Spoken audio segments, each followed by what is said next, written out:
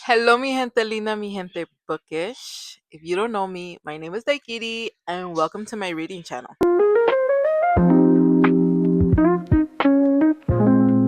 So, in this video, we're going to be seeing all the books that I read in the month of June.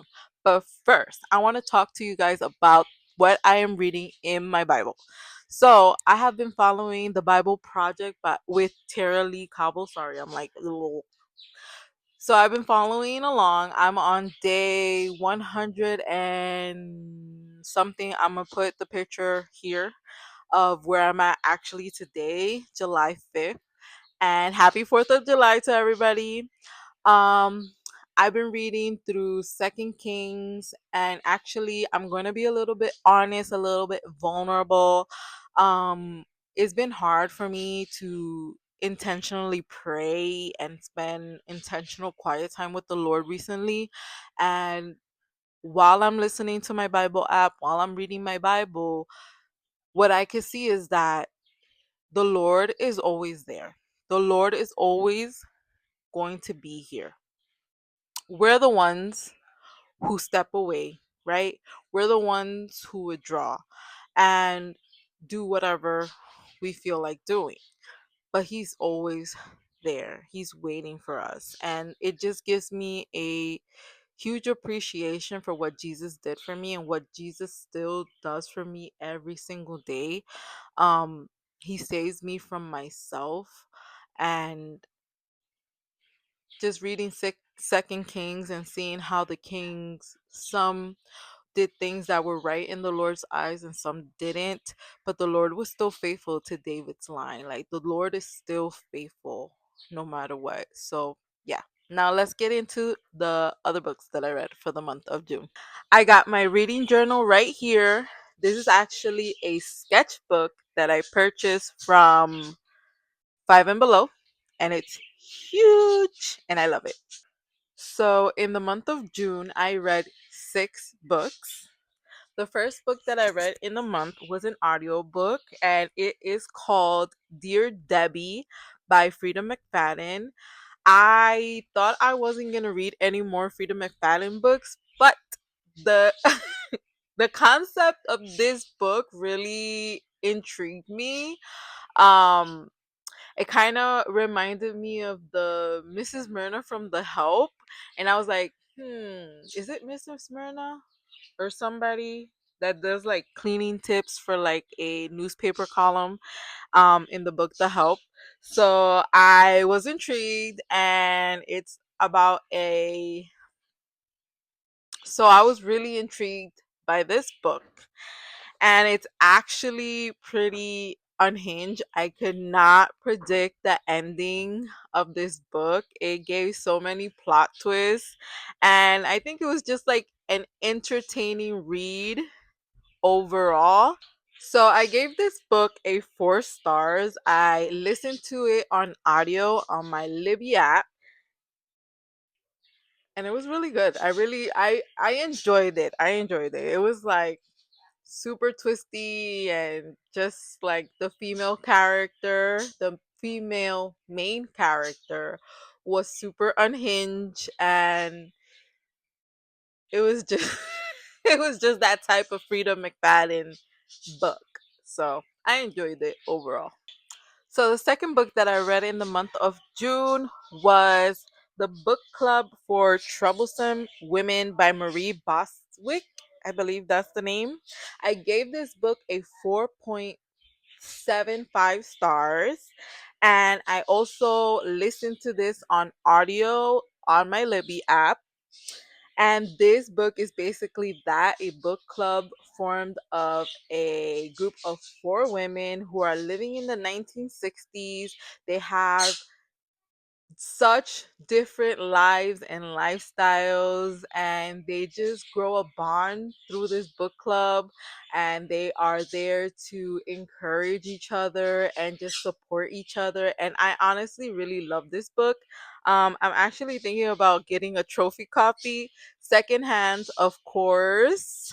If I can't find it secondhand or a thrift store, I probably will splurge and get it new, because I love historical fiction, especially when it's like the 1940s, 1950s, 1960s housewives, um, is one of my favorite eras. Those are my favorite eras. So, on to the next four books that I read in the month of June. This is also another audiobook that I listened on Libby. It's called Such Quiet Girls by Noelle W. Eiley. I believe is that how you pronounce her last name. This was a little bit of a kind of nightmare, honestly. It's about a school bus that gets kidnapped, and yeah, it's full of children. About, I think the youngest one was like about 4 or 5, and then the oldest one was probably like 12 years old. And it's honestly, it was a good book. I gave it a 3.75 stars. um so uh this book, I mean, so this bus full of children gets kidnapped, and they go through so much, and it's super scary for the kids, it's super scary for the bus driver. And then we have the perspective of one of the parents that has two little girls inside of that bus, and everything that she's already dealing with on top of this situation. And it was a little crazy, but I enjoyed it overall. It was a good palate cleanser, for the other two books. And yeah, the next book that I read was The Midnight Library. I believe I had showed you guys this book in my piles of possibilities last month. So yeah, I gave it a 4.25 stars. So The Midnight Library is about a young woman that has been living basically a life full of regrets. She has made tons of decisions that she now, at this point in her life, regrets, and she feels like she should just end it all. Then she wakes up after doing something to end her life. She wakes up in the Midnight Library, which is a library about all the choices she could have but didn't make, basically. So it's a library of the what ifs of her lives, right? What if she had decided to do this? What if she had continued doing this? Or what if she had married so and so, right? So every book that she opens, she gets to live and experience that life. And not only that, but she gets to jump into different types of life if she would have just made different type of choices for her life. So it really gave a beautiful perspective that it's never too late to change the outcome of your life. You can't um let mental health, like it had a lot to do with mental health, right? The girl in this book was battling with depression. And it was beautiful to see that the author was basically saying that it doesn't matter like all the things that you could have done to regret, that could bring you regret in your life. You could always like change it by living, like having the opportunity. um I don't know if I'm saying this correctly. Okay, so basically the author wanted to like say that there's just beauty in living your life. Life is not perfect, and your decisions could bring you bad consequences, but you could also try again and do something else, and live a beautiful life. So I really enjoyed the concept of the book. It is a secular book, and there are secular themes, so be cautious if you are a Christian reader, if you are a Christian and don't want to be reading of certain things. There's certain things in this book that you might not like, but yeah, proceed with caution. The next book that I read for the month of June was The Great Divorce by C.S. Lewis. I gave this book a 5 stars. I believe C.S. Lewis is such a talented man.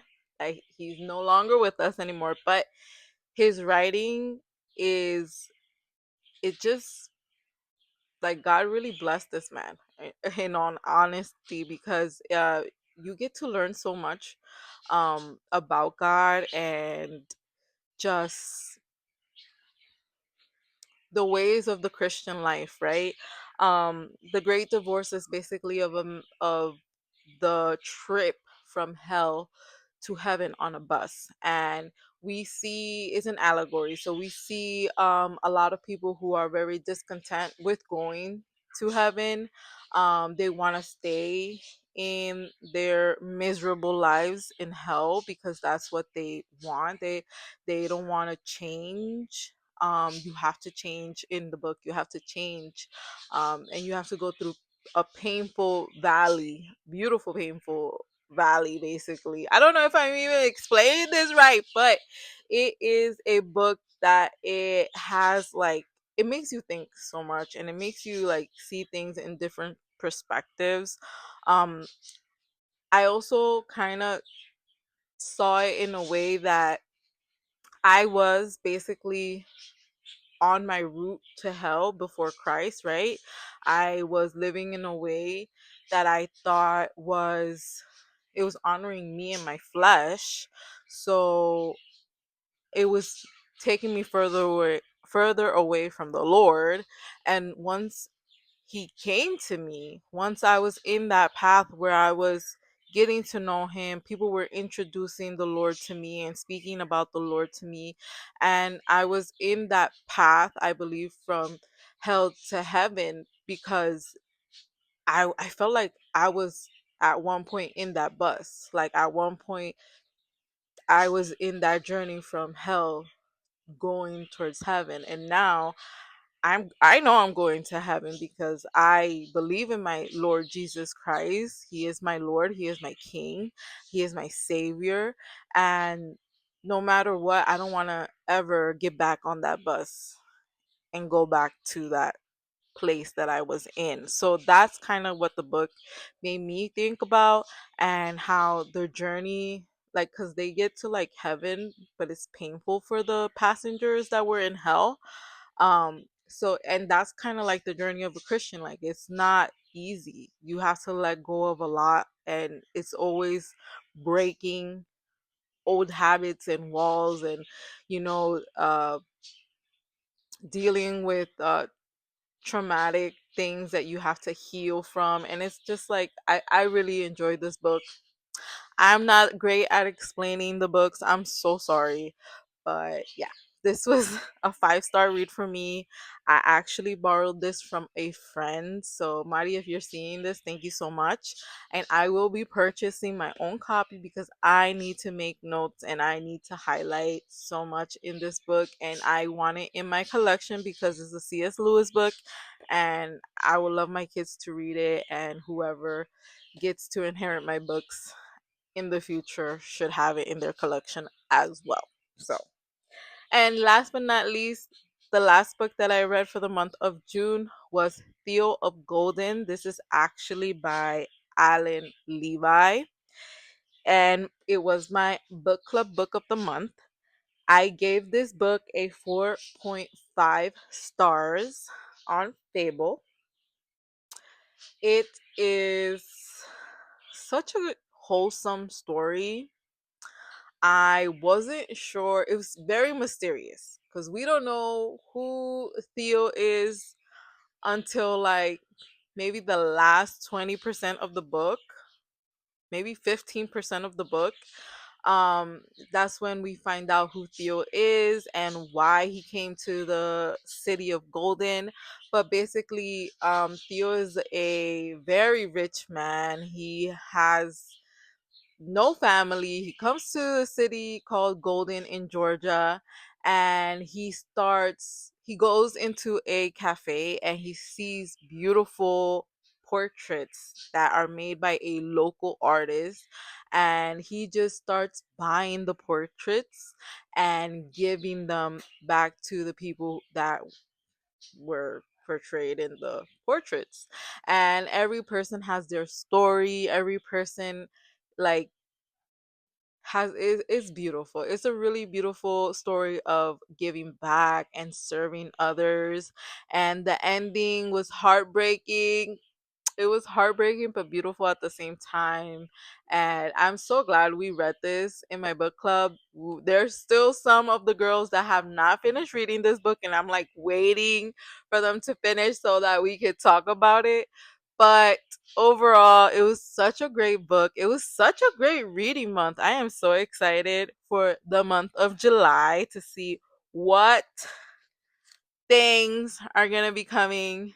What am I going to be reading? I actually finished the book already, so I'm excited for that. Um I will be hopefully sharing my piles of possibilities.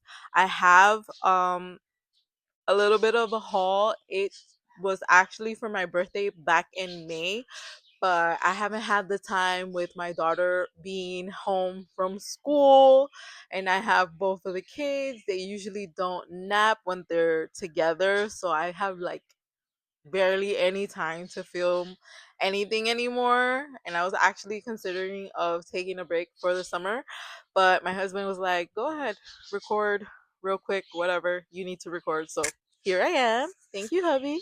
And yeah, so stay tuned for the piles of possibilities for the month of July, and stay tuned for the book haul that I have. I actually added four more books to the haul because I wanted to say this too.